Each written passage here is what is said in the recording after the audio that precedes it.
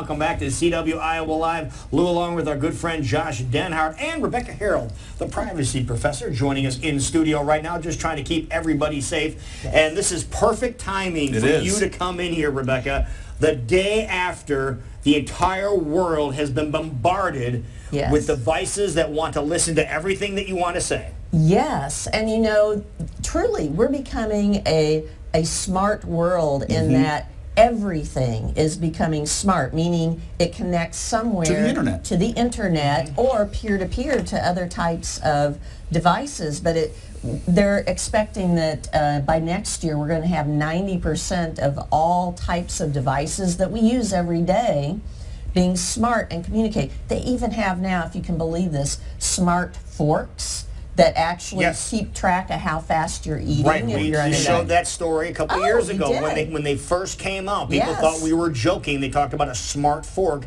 monitoring how many calories you were ingesting, and it could tell by how fast you were ingesting. It was, believe in Japan is where they initiated this, the first story we saw. The Internet of Things. Internet of Things. And then it would keep track of it too. It could send it to your computer so you would know how fast you were eating, and then you can pace yourself and try to slow your eating rate down. And now we have all of these what we call personal assistants. So Alexa, Google Home, the Who are not welcome in my home, by the way. There's a sign.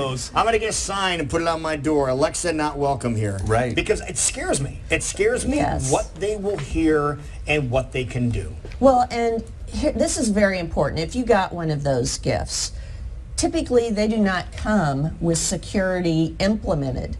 Now, more are having more security options that you can turn on, but most of them have them turned off by default.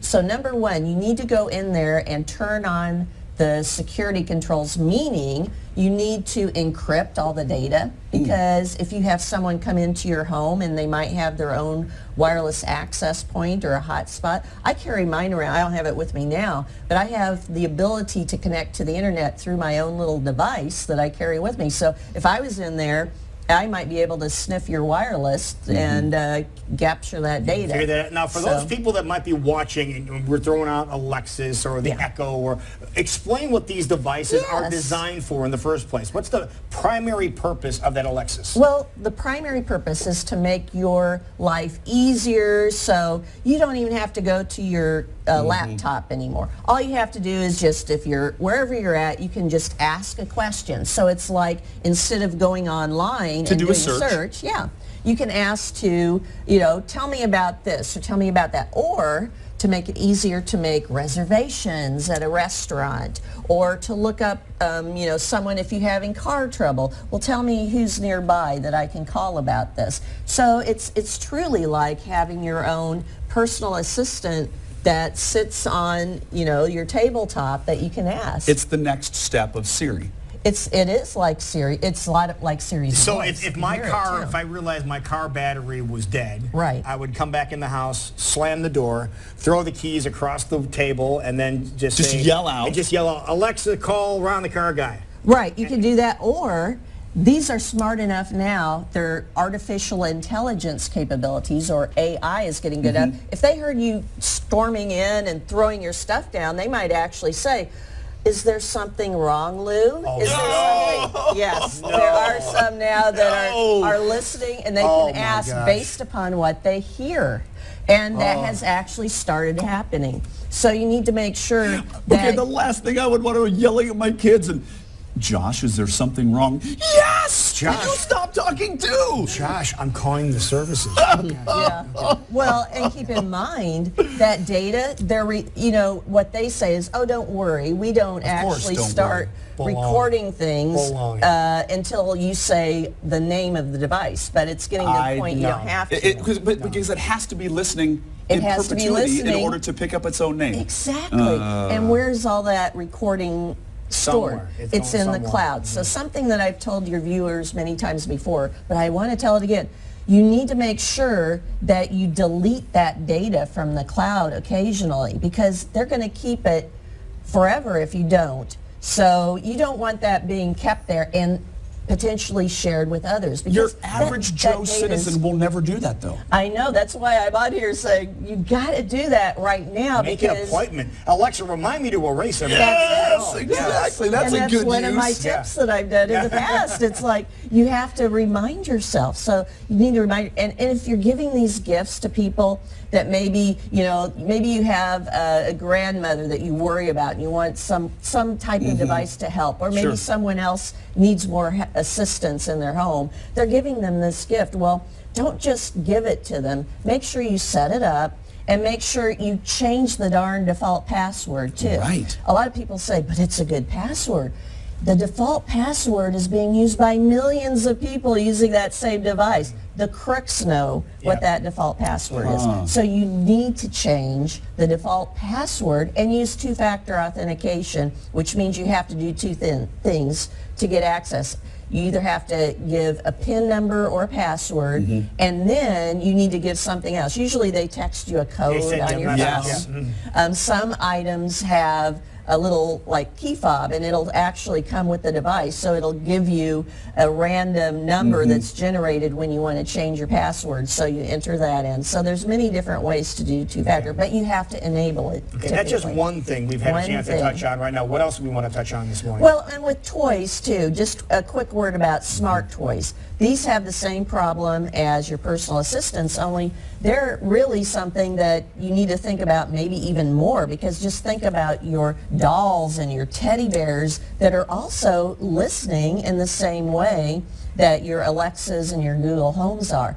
They're around your children. They're around the people that your children are around. So turn off these smart toys and smart gadgets. Are these like the Teddy Rumspins or yeah, years ago, or is it something different? the first like Barbie doll, there was a Hello Barbie, and she was listening, and she's learning about your child so she can have a more interactive. Of course. And the dolls have come a long way since that one 2 years ago. So if you aren't using a toy, and you don't want it laying there on the ground, on the floor, when you have a lot of people in your room and the doll's listening and recording. Turn off your smart toys if you aren't using them. So that's definitely important. I also wanted to point out too, and I put this on my Facebook page yesterday, and I made it public so your viewers can go see it. Fishing right now during the holidays is huge. Why? Because people are having fun, they're not thinking about things, plus the phishing coming from certain types of businesses that the crooks know you're going to be using. So yesterday morning, I was thinking about, there's a couple of Netflix movies that I thought would be fun to watch on Christmas after we had our Christmas dinner. Well, I went and when I was checking my email, there was a message from Netflix, and I was like, oh no, it said my payment option had been declined. And I thought, what? What is going on? And I pulled it up, and it's like, oh, it's a Fisher. How did you know? Because, and I pointed out 4 different things, but the logo for Netflix wasn't, it was a little different. I looked at the from line, it wasn't from Netflix.com, it was from LucyIFlix.com.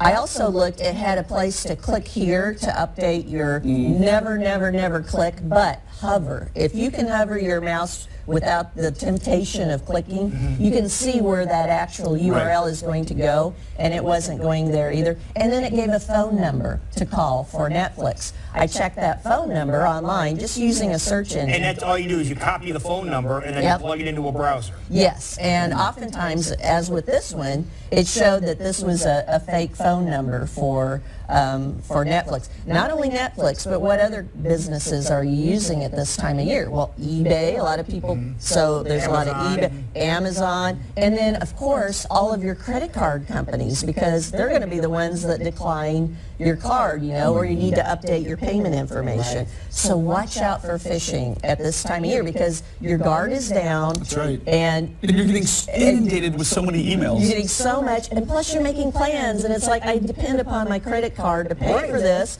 Oh no, I don't want my credit card to be declined. I better go in there. And you jump on it real quick. Yeah, don't So do think it. before you click. Think before you click, for sure. The only number you should be calling is the one that's on the back of your card. If you Yes. see any indication something might be wrong. Yes, yeah. Never click on emails or text messages. If it's coming through a text message, and I know you've I had have, these I before. send them to Rebecca. Yeah. That's right. Is this okay for me? Yeah, I do that all the time. She's probably sick of me doing that, but we have nailed at least, and then Local 5 has done 2 different stories on people we've nailed because of this. Exactly. So if it's coming through a text, crooks are coming through text too. And you know, a really quick thing, the way they find your device, don't think that, oh, well, I'm only one of millions of people. How are they going to find me? Well, there's a search engine for smart gadgets called Shodan. And we've talked about this several times before.